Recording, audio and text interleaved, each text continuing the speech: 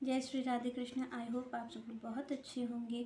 और चलिए आज मैं कुछ श्री कृष्ण की बात आपको बताऊंगी, जिससे कि आपको और हमें कुछ जानने को मिलेगा और हम भक्ति मार्ग में आगे बढ़ सकते हैं। इसलिए श्री कृष्ण क्या कह रहे हैं ये आपका और हमारा जानना बहुत ज़रूरी है।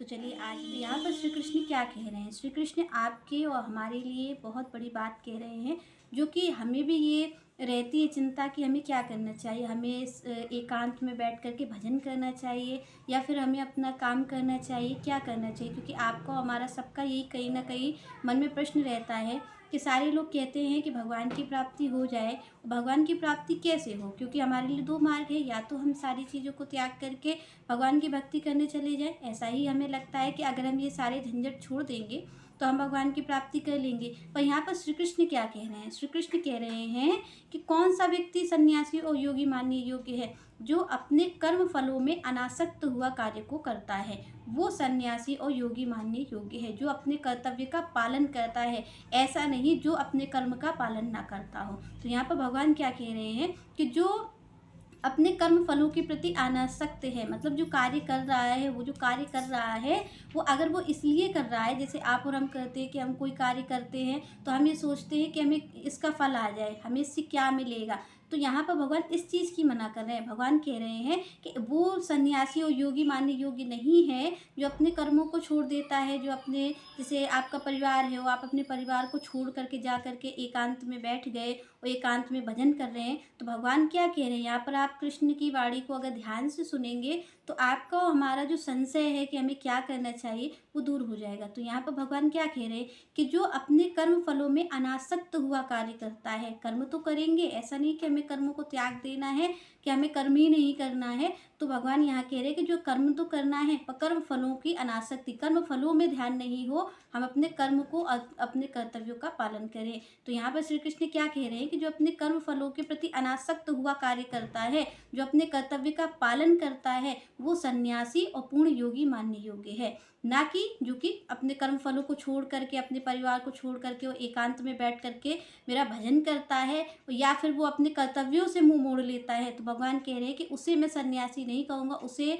मेरी प्राप्ति हो जाए ये संभव नहीं है। तो यहाँ पर भगवान क्या कह रहे हैं कि अपने कर्तव्यों का आपको कभी भी ये नहीं कि आप अपने कर्तव्यों से मुंह मोड़ करके अगर आप भगवान का भजन करेंगे, तो यहाँ जिस भगवान का हम भजन करने जा रहे हैं उन्हीं भगवान की ये वाणी है। श्री कृष्ण खुद ही बता रहे हैं कि आपको और हमें कैसे करना है, अपने जीवन का निर्वाह कैसे करना है, कि हमें कर्मों को करना है पर कर्म फलों की इच्छा नहीं रखनी। अब आप ये सोचते होंगे कि कौन ऐसा है जो कर्म फलों को करे, कर्म भी करे और इच्छा नहीं रखे। तो यहाँ पर आपको किस लिए कर्म करना है, यहाँ पर आपको केवल कृष्ण के लिए कर्म करना है। आप जो भी कार्य कर रहे हैं, जो भी आप कार्य करते हैं, वो इसलिए मत करिए कि आप अपने लिए कर रहे हैं कि मुझे इससे ये मिल जाएगा। आप ये सोच के करिए कि भगवान ने हमें ये सेवा दे रखी है और इस सेवा को ही हम अपनी भक्ति बनाएंगे। ये जो भगवान ने सेवा दे रखी, जो आप कर्तव्य कर रहे हैं, अपना अपने परिवार को पाल रहे हैं, या जो भी आप कार्य कर रहे हैं, उसको भगवान की सेवा मान के आपको करना है, आपको कार्य मान के नहीं करना। क्योंकि अगर आप कार्य मान के उसको करेंगे तो निश्चित बात ये है कि आप अगर कार्य मान के कर रहे हैं तो आपको फल की तो इच्छा होगी, क्योंकि हमने कार्य मान लिया है। और जब हमने कार्य मान लिया कि हम इस कार्य को कर रहे हैं तो निश्चित बात है हर कार्य का हम फल की इच्छा करेंगे ही करेंगे। पर आप अगर इसे सेवा मान लेंगे, अगर आप ये सोचेंगे, जो कि भगवान कह रहे हैं कि आपको कर्म तो करना है पर कर्म कैसा, अनासक्त हुआ, आपको फल की आसक्ति नहीं रखनी है।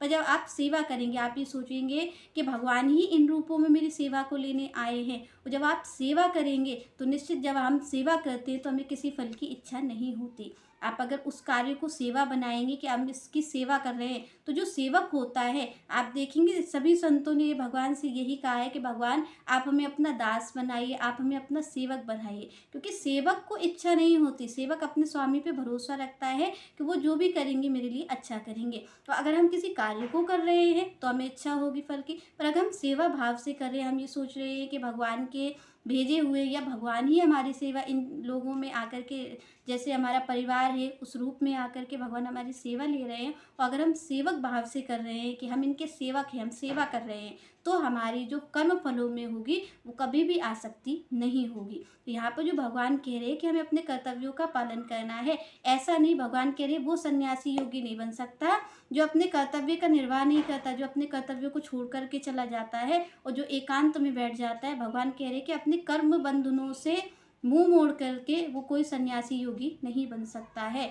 आप ये सोचें कि आप अपने परिवार को छोड़ के चले जाएँ, आप सारे अपने परिवार को त्याग देंगे और आप भगवान की प्राप्ति कर लेंगे, जैसे कि कई लोगों के मन में ये संशय रहता ही है। तो यहाँ पर श्री कृष्ण इस बात को कह रहे हैं, कोई और नहीं कह रहा, जो आप भरोसा करें या ना करें, श्री कृष्ण कह रहे हैं। जिनको आप और हम सब पाना चाहते हैं, वो भगवान ही अपनी वाणी में हमसे ये कह रहे हैं कि हम अपने कर्तव्यों का निर्वाह करते ही पा पाएँगे ठाकुर जी को। जो हमारे कृष्ण हैं, जो हमारे भगवान हैं, आप अगर सच में भगवान के साधक हैं, तो आप भगवान की प्राप्ति अपने कर्तव्यों को करते करते ही कर पाएंगे। यहाँ पर क्योंकि भगवान इस चीज़ को कह रहे हैं कि आपको कार्य करना है, पर कैसा? कर्म फलों में आपकी आसक्ति नहीं होनी चाहिए। अनासक्त होकर के अपने कार्य को करना है, और अनासक्त होकर के आप जब कृष्ण भावनामृत होंगे, आपका हर कार्य कृष्ण को समर्पित होगा, कृष्ण से जुड़ा हुआ होगा, तभी आप उसको सेवा समझ पाएंगे। तो अपने कार्य को एक सीधा सा मार्ग है भगवान को पाने का, कि आपको कहीं कुछ भी नहीं बदलना है, बाहर का कुछ मत बदलिए।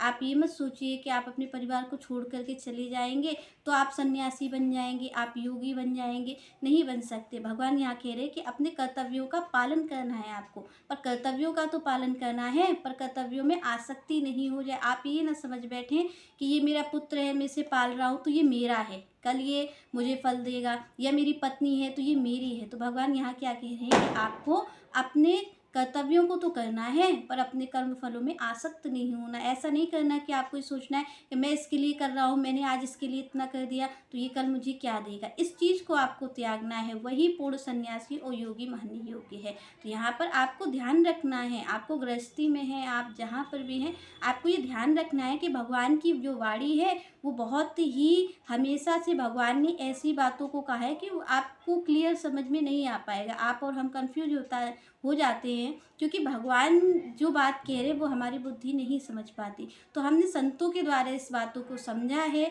कि संत क्या कहते हैं कि अगर हमारी भावना कृष्ण भावनामृत हो जाएगी तो हमारा हर कार्य सेवा बन जाएगा, और सेवा में कभी भी कर्म फलों की आसक्ति नहीं होती। ये नहीं होता कि कोई भी उसमें आसक्ति लगा दे। तो यहाँ पर कर्म फल आपको तब होगा कि आप कर्मों का फल पाएं जब आपका कार्य होगा, और जब आपका कार्य सेवा बन जाएगा, आप घर का और चाहे आप बाहर का कार्य करें, अगर आप ये सोचेंगे कि हम भगवान की सेवा कर रहे हैं, तो आप हमेशा कर्म फलों में अनासक्त ही रहेंगे। तो यहाँ पर एक मार्ग यही है, और भगवान कह रहे हैं कि गृहस्थ में रह करके और अपने कर्तव्यों का पालन करते हुए भी जो इंसान इस तरीके से रह रहा है, जो हर मतलब भाव सेवा ही समझ रहा है, वो ही पूर्ण योगी और सन्यासी मानने योग्य है। सन्यासी वो नहीं होता जो गेरुआ वस्त्र पहन ले और एकांत में बैठ के भजन करे। भगवान कह रहे हैं कि आप संसार के बीच रह करके भी सन्यासी और योगी कैसे हो सकते हैं, इस युक्ति को भगवान बताते हैं। तो यहाँ पर आप और हमने जाना कि कैसे श्री कृष्ण कह रहे हैं कि आप और हम कैसे सन्यासी योगी